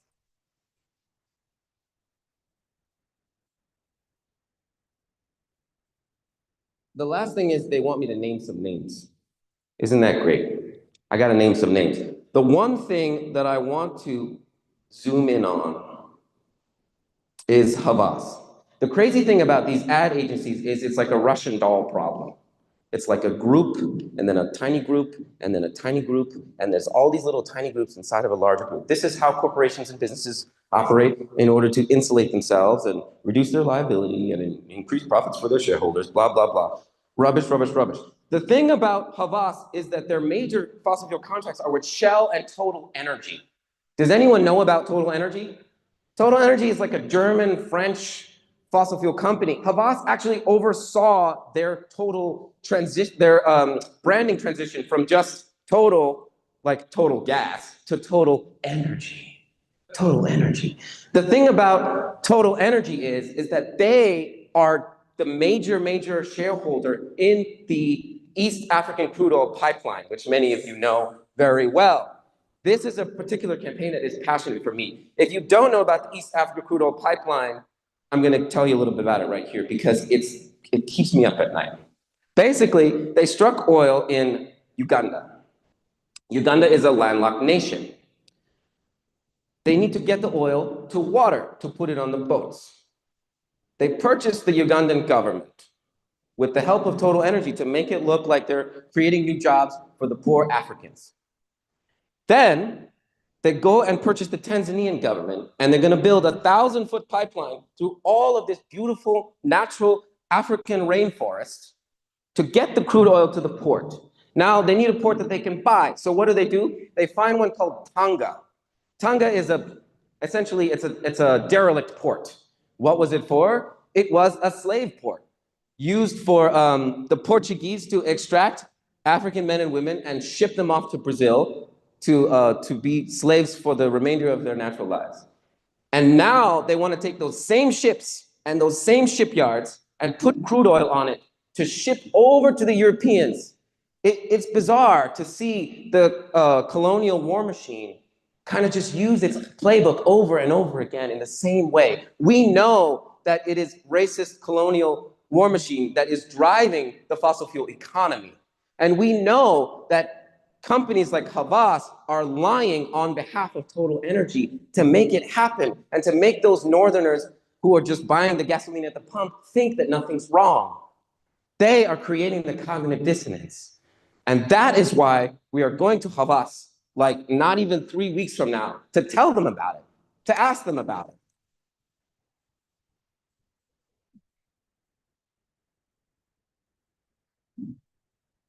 I have this written down. It doesn't have to be like this. With the people in this room, we have everything we need.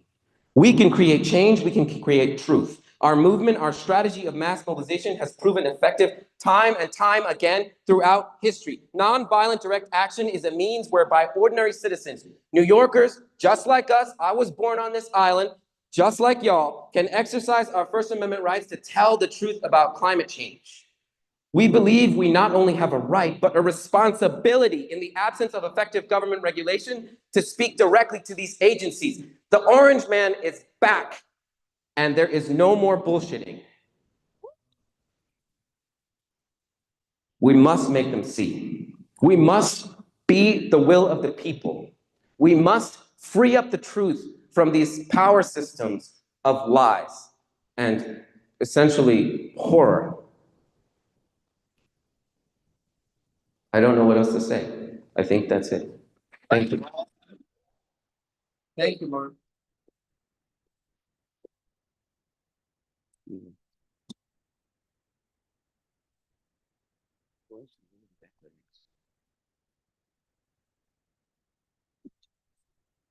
Just put it in my pocket.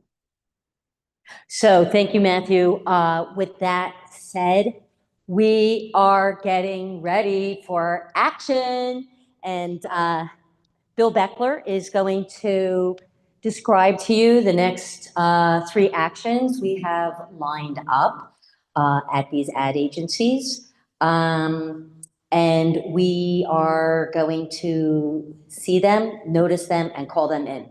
Bill Beckler is going to describe what we have coming up and how you can join us.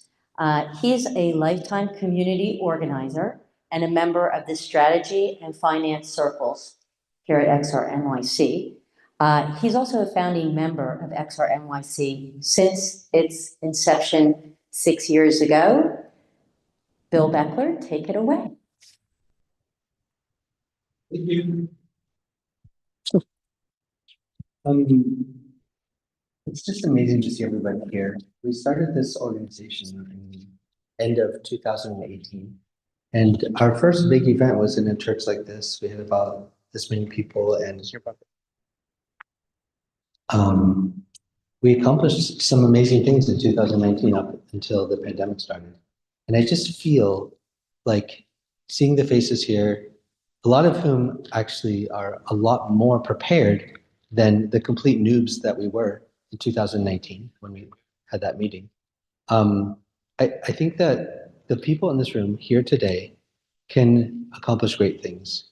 And the words great things are not big enough to encompass what we're talking about. New York City is one of the most important cities on the planet. It's not a world capital, but it's the capital of global finance. It's also the capital of media and arts. It's got all of the headquarters of all the major PR firms here. There's a few international PR firms who don't have headquarters here, but every single one of those has a large office in New York City, because New York City is the world capital of this industry. We are sitting in a place where that's what happens here. And when we think about this catastrophe of the climate collapse, New York City is affected by it. Other places are affected way more. And you know, it's kind of hard to think about how bad things are getting. We're in the middle of something that we predicted when we first started, and we said we have to prevent that from happening, but we didn't prevent it. Our demands when we started were net zero by 2025. That was our demand. Didn't happen.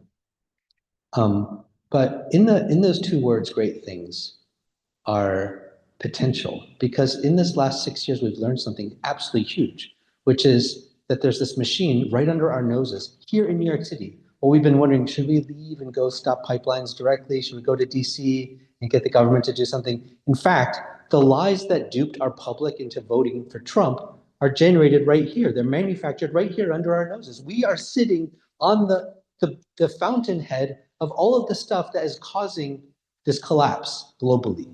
So within those words, great things, is more than just, you know, going out and doing a little bit of activism. We've been chosen. And it's kind of, I kind of need to apologize when I say that, because you're all in here, you're in this room, you just heard from Genevieve and from Professor Steingraber about how these lies have completely twisted our democratic processes and are blocking people from hearing the messages that we're sending with all the other activism we're doing. And you're also hearing about how these agencies are sitting here. And you're also hearing about how direct action gets the goods, which leaves you in a position where you are in that very small group of people on this planet capable of moving the course of history. You're potentially, by being involved with this campaign, capable of stopping the deaths of millions or maybe even billions of people. It's so much to carry. It's way bigger than great things. It's huge. The people in this room are here today, the people. There's not another room somewhere else where people are talking about this. There's not another group of people that are going to find out and just swoop in and save us. We are the people right here, right now, who know where to go and know how the power is divided up and who's manipulating the systems to allow this completely unjust system to continue to destroy life on this planet. And we're in a position to do something about it. Matthew described a little bit, hint of the campaign, but I'm going to paint it a little more in detail for you. The major PR firms are here in New York City. The ones that service these oil companies and related firms like the American Petroleum Institute and other lobbying firms, they also have clients that are legitimate companies that are not dead set on destroying life. Companies that, you know, you may not love them, like Unilever or Nike, but their purpose is not to destroy life. They need to make money. They actually would be happier if we weren't going through a climate collapse, those companies. What we're going to do is make sure that those companies switch to agencies that don't have carbon clients. That's what we're going to do. Now, the way we do that is you're Unilever, you're Procter & Gamble, you're Nike, you're Lego. You pay this company to make you look good. You have brand activations, you have award ceremonies, you have things that you do in New York City and elsewhere that you invite cameras to, you invite celebrities to, you invite famous people from the media to come to your events to highlight your brand and how great you are and whatever you're up to. And these PR firms and marketing firms are helping put those events on. And a lot of those events are in New York City with press, with the sole purpose of making those brands look good. And guess what? We can make them look bad at those events. Now, if you hire a PR firm and your only reason for hiring them is to look good and they're making you look bad, what are you going to do? You're going to leave. That's not a hard thing. This is going to be a lot easier than getting Citibank to drop loans. Now, they're not going to lose money. They're going to make more money if they become our reluctant allies in this campaign. And that's what we're going to do. We're going to mobilize the mid-level, decent companies, not totally decent, but they're going to become our reluctant allies in this campaign. And they are going to make these agencies drop their fossil fuel customers. until the fossil fuel companies are going to be isolated into a few agencies, and that's all they do. And the smart minds who decide to devote their lives to manufacturing illusions and selling products and using their imagination to convince people to buy things, they're not going to want to work at the company that only does oil. They're going to go to the company that does Unilever. And therefore, there's going to be a brain drain of people who are working on those campaigns. So instead of being able to convince the world that COP should happen in Azerbaijan or Qatar, they're going to do something else with their creativity. And actually, our campaign is a call for them to use their imaginations for good. Really, that's what the campaign is. You know, Hannah Arendt talks about lying. She has a whole essay about political lying. And it's very salient now because we have like the most notorious liar in my lifetime as our president, and lies have just become totally normal. But lying is one side of what humans are capable of with our imaginations. To use your imagination to do anything, including what we're all here today for, to use your imagination is to lie to yourself because you're envisioning a reality that's different from what you're experiencing with your senses, that's different from what you know exists today. We in this room are sitting here envisioning a new way for us to engage with the climate crisis, which is to go after this system of lie generation. But the organ in our minds that allows us to imagine is the organ that also allows these people to lie. And what we need to do is convert them to our imaginative reality of hope. That's what we're doing. We're calling them in. And this is a very important element of our campaign because in order for us to succeed to move the PR firms and marketing firms, we need to polarize the public and the firms and the politicians who we hope will actually help us regulate this industry in New York City. And we need to be the good guys in that conversation. To be the good guys means that we will disrupt. We will show up at an event. But when people see what we did, they will look at it and think, that was beautiful. That was imaginative. That's the world I want. I want more of that. And the people who criticize us, they will be attacked for criticizing us. Just like the people who criticized Luigi Mangione ended up being attacked for criticizing him because he had tapped into something that so many people are passionate about. We have to find that same passion. We have to do it through creativity, through love, through encouraging imagination, through converting these creatives to think, how can I be imagining a better world rather than manufacturing death and lies that destroy? That's our job. So we're going to start out by going to the agencies themselves. And we're going to reach out with love. We're going to reach out with love and encouraging their use of their imagination, their powerful imaginations. And we know they have powerful imaginations because they've exhibited it in the ability to convince the world that that climate conferences belong in oil-producing countries. They are so creative. They are so smart. We need those brains doing the right things. So we're going to go to them. Now, we're going to plot out our first actions. It's going to be before Valentine's Day. And we know that these agencies a lot of them are working on Valentine's Day campaigns for all their other customers anyway. So Valentine's Day is on their mind. We're going to reach out to them at their offices. We don't have the fine details of that campaign, and the folks in this room are going to help us figure out what those details are. This is really just the launch. After that, we're going to see how they react. We're going to ask them what they're going to do. Are they going to sign the Clean Creatives Pledge? So May, we're going to ask, one of the agencies that we're going to target is one that doesn't actually have any fossil fuel clients but hasn't signed the pledge yet. We want them to sign the pledge. We're going to go after a range of companies from the worst to the sort of like not worst. And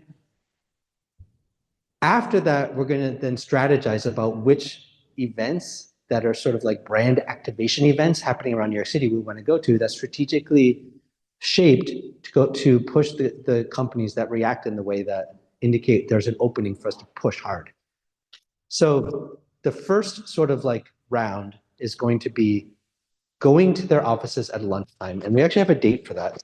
Janet, can you pass out the QR codes? Yeah. The date is going to be sort of February 11th. And I want you just to put that on your calendars. You might have to take off from work. We're going to go to these companies, and we don't know yet what the design is, what the costumes will be, but we want them to be creative. We want people to see this and say, that is awesome. So we need those ideas, and we're going to actually talk about that a little bit later, of how we can come up with those kinds of ideas. Before we do that action, we're going to have a little bit of a teach-in. I think everybody here needs to learn all of the things that our strategy and research team have come up with. And that research is going to be sort of a roving teach-in where we're going to go to the offices on a Saturday, check them out, and think about how to use that space to send a message to the people working in those offices. That's going to be on January 25th. On these forms that are getting handed out to each aisle, there are QR codes on here.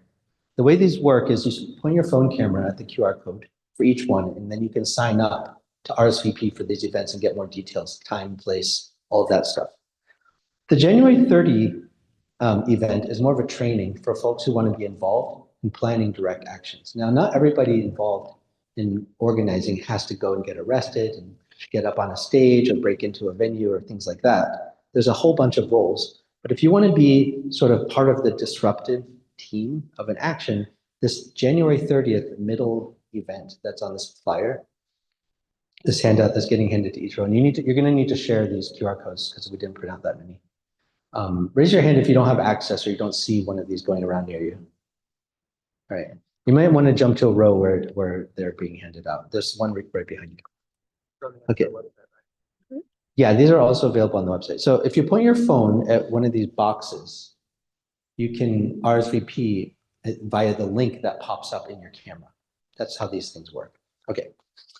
So we're going to start out with the greenwashing action planning. Some folks who want to get more involved in the logistics of disruption will come to the January 30th. And then February 11th, we're going to invade that sector of our city that has these agencies' offices. And we're going to make sure they know that we're inviting them to switch their tune, to stop lying, to destroy, but to use their imagination for good.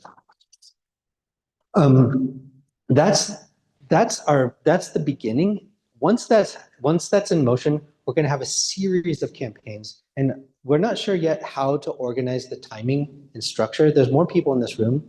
There's enough people in this room for us to actually have multiple campaigns going in parallel. As in, you only need about 10 or 20 people to make a pretty noticeable impact on a PR activation event. That means that we could do 5 different events on one day with the folks in this room. If that pattern continues, it will completely disrupt the PR world in New York City, completely disrupt them. So this is your chance to be part of something that can't be looked away from by the very people who have the power to stop generating the propaganda that blocks people from seeing the truth about what's causing climate collapse. We are the ones, and it's a huge weight.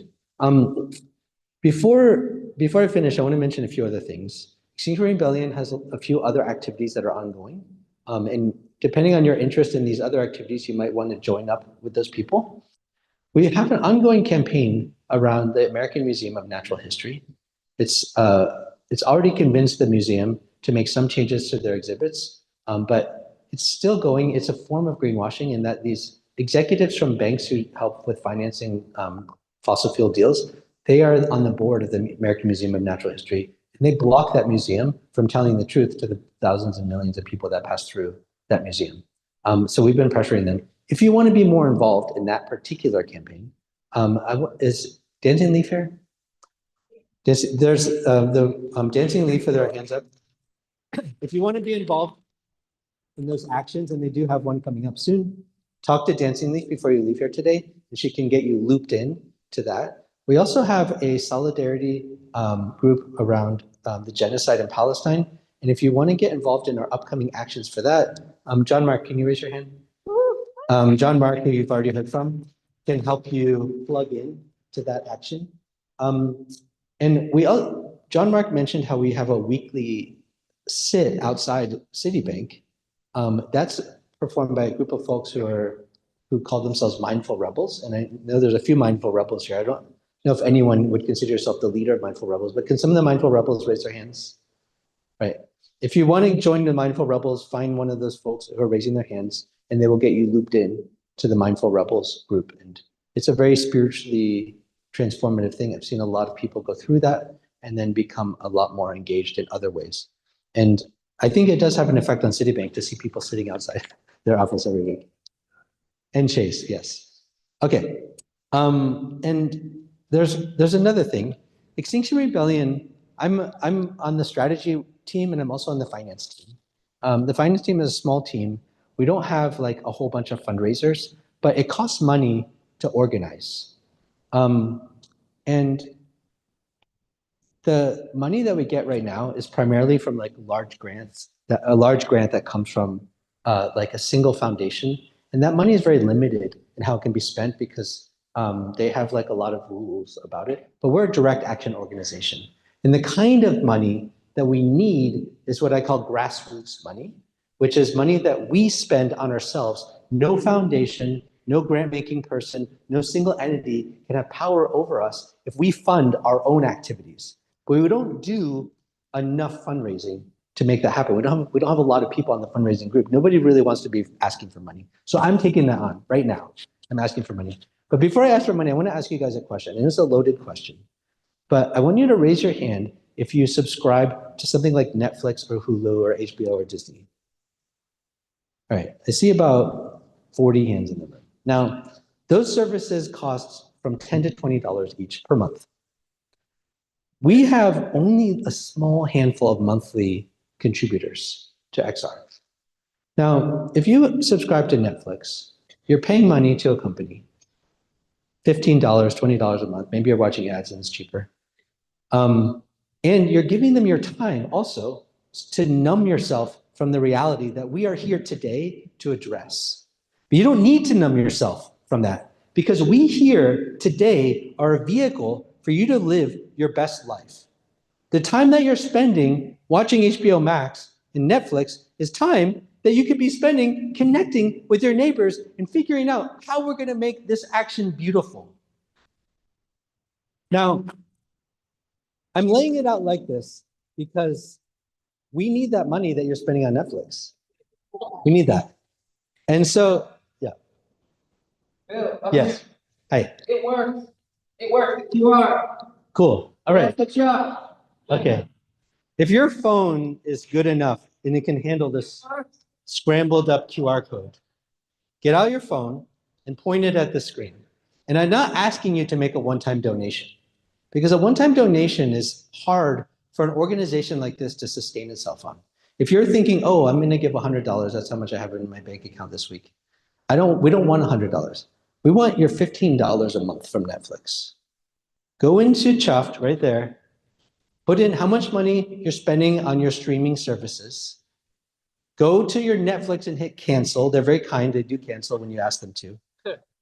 And tick the box that says make this recurring. That's the kind of money that allows us to be politically independent and powerful in a way that someone who's dependent on one or two big grants can't be powerful. We can use that money for anything we want to do. We can be accountable to ourselves. The people in this room can decide how this money's spent because that's where the money's coming from. So we need that. So go to this QR code. If it doesn't work, you should be able to Google Chuffed Extinction Rebellion New York City and you'll get to the same page and then go through the path and you can put in your $15 a month contribution. We need that in order to be independent and powerful.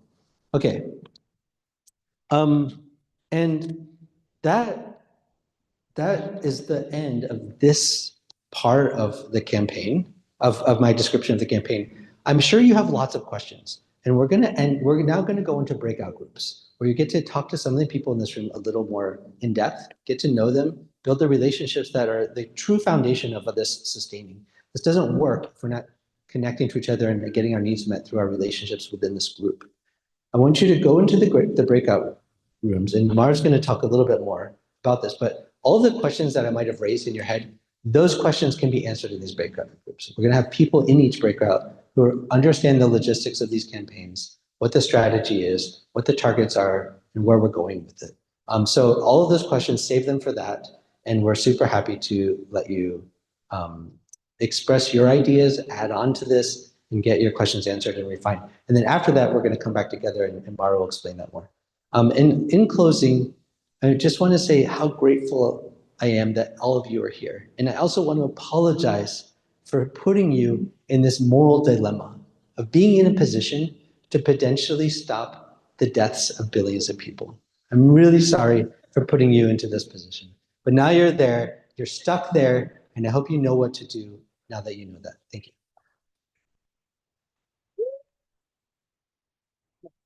Okay, so we are going to break into 6 groups, and next are